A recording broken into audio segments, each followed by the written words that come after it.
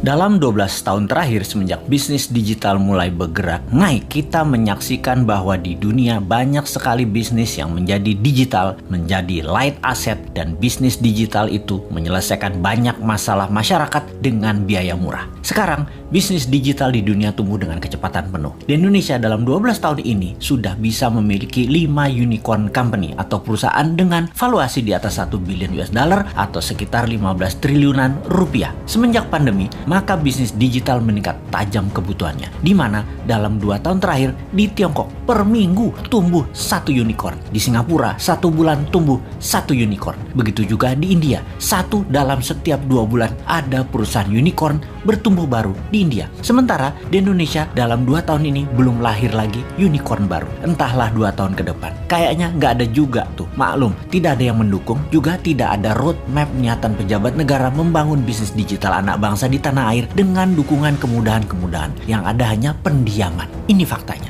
Kalau dilihat dari sisi bisnis, bagaimana kita melihat hal ini? Apakah orang Indonesia itu tidak kreatif yang bisa membuat masalah besar diselesaikan dengan teknologi digital? Atau regulasi pemerintah yang memang terlalu fokus di politik dan terlalu memikirkan pencitraan sehingga lupa mengangkat sendi bernegara lainnya seperti ekonomi, budaya, sosial, pertahanan, dan keamanan? Terlalu politik, sangat politik, serta politik adalah segalanya yang harus didulukan. Sungguh, unicorn ini berciri satu hal, semakin besar problem yang di-solve, semakin besar masalah yang terselesaikan. Maka semakin cepat perusahaan digital itu bertumbuh serta dibutuhkan karena memang menyelesaikan masalah-masalah besar tadi. Apakah di Indonesia sudah tidak ada problem besar lagi? Apakah sudah banyak solusi yang dibuat? Atau malah kebijakan mengebiri banyak gerakan kreatif masyarakat? Contoh, data di lapangan ada puluhan ribu pendaftar minta sertifikasi BPOM yang sudah tahunan gak keluar. Bagaimana UKM mau maju kalau demikian? Ini adalah salah satu contoh pengebirian kreativitas. Ada sisi lain lagi, di mana di dunia bisnis digital harus menggunakan server nasional sementara kita minta zero downtime. Apakah perusahaan nasional milik negara tersebut berani kasih garansi, yaitu zero downtime? Nggak ada tuh. Bahaya dalam bisnis digital misalnya kalau mau transfer duit, tahu-tahu ngedrop. Namun server dan sarana internetnya nggak berani kasih jaminan atau ganti rugi.